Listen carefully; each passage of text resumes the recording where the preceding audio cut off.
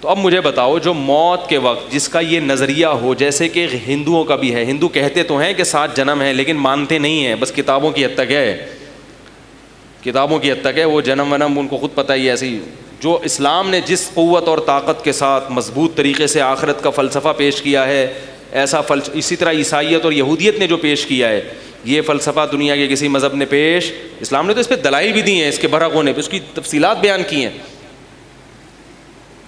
اسلام نے تو بتایا کہ پیدائش کا مقصد کیا ہے, آزمائش. هل اتى على الانسان حين من الدهر لم يكن شيئا مذكورا, انسان پر ایک طویل زمانہ ایسا آ چکا ہے یہ قابل تذکرہ چیز نہیں تھا, مٹی تھا مٹی. انا خلقنا الانسان من نطفة امشاج, فرمایا مختلف چیزوں کو جمع کر کے اس کا مرکب بنا کے منی کا قطرہ بنایا ہم نے, اور پھر ہم چاہتے تھے نبتلی ہی, اس انسان کو آزمائیں اس منی کے قطرے میں. فجعلناہ سمیعا بصیرا, اسے سنتا اور دیکھتا بنا دیا ہم نے. تو یہ جو اللہ نے اپنی قدرت کا شاہکار بنایا, اس پانی میں آنکھ, ناک, کان, دل, دماغ, جگر, یہ جو صناعی دکھائی ہے رب نے, اللہ فرماتے یہ نائٹ کلبوں میں ناچنے کے لیے نہیں, گٹکے کھانے کے لیے نہیں, اور مزے اڑانے اور دولت کمانے کے لیے نہیں, یہ عیاشیوں کے لیے کوئی اتنی کلاکاریاں یا اتنی صناعی نہیں کرتا, اتنے اپنی قدرت کے نمونے نہیں دکھاتا. اس کا کوئی مقصد تھا, وہ مقصد یہ تھا کہ یہ جوانی کی دہلیز پہ جب قدم رکھے گا تو اپنے بنانے والے کے بارے میں غور و فکر کرے گا یا نہیں کرے گا, یہ دیکھے گا کہ کیسے بنا, کس نے بنایا, کیوں بنایا, کون ہے جو بارشیں برسا رہا ہے, کون ہے جس نے ماں کی چھاتیوں میں میرے لیے دودھ پیدا کر دیا, کون ہے جو میرے لیے ایسے ایسے انتظامات کر رہا ہے, اس کائنات کو اس نے میرے لیے سجایا.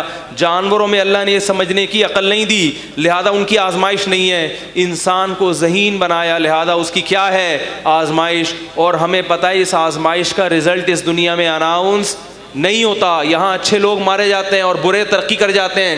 تو اللہ نے بتایا یہ اس کی علامت ہے کہ اناؤنسمنٹ کے لیے, رزلٹ کی اناؤنسمنٹ کبھی بھی ایگزامینیشن ہال میں نہیں ہوتی.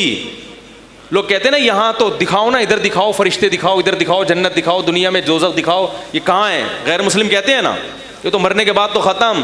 تو اللہ دنیا میں کبھی بھی ایگزامینیشن ہال میں result announce, examination hall exam کے لیے ہے, رزلٹ کی اناؤنسمنٹ بعد میں ہوگی جب ایگزامینیشن ہال سے باہر نکل جاؤ گے. تو یہاں بھی ایسے اللہ فرماتے ہیں دنیا دار الامتحان ہے, اناؤنسمنٹ رزلٹ کی دوسرے جہان میں منتقل ہونے کے بعد ہوگی.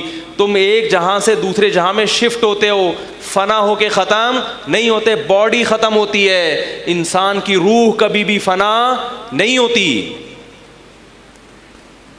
یہ تو قرآن نے بتایا اور بڑی زبردست لاجک ہے اس کی, ورنہ انسان کا تو کوئی مقصد ہی نہیں ہے. اگر مقصد نہیں ہے, موت کے بعد کوئی زندگی نہیں ہے, تو پھر اس کا مطلب رزلٹ اناؤنس نہیں ہوگا. جب رزلٹ اناؤنس نہیں ہوگا تو پھر پیپر کی تیاری کی ضرورت نہیں ہے. پھر شراب پینے والا زیادہ اچھا ہے, پھر جوا کھیلنے والا زیادہ اچھا ہے, نائٹ کلبوں میں ناچنے والا زیادہ اچھا ہے, پھر عیاشی بہت اچھی چیز ہے, پھر بوڑھے ماں باپ کو اولڈ ہاؤس میں جمع کرنا بہت عقل مندی ہے. کیونکہ آپ نے جب لائف کو انجوائے کر لیا تو اب بوڑھے آپ کی لائف میں کباب میں کیا بنیں گے, ہڈی. پھر بہتر یہی ہے کہ انہیں بولو بھائی, لوگ مجھے کہتے ہیں نا انگریز یہ کرتے ہیں, میں نے کہا جب آخرت پر ان کا ایمان نہیں ہے تو جو کر رہے ہیں صحیح کر رہے ہیں, ان سے بولو تھوڑا اور زیادہ کریں.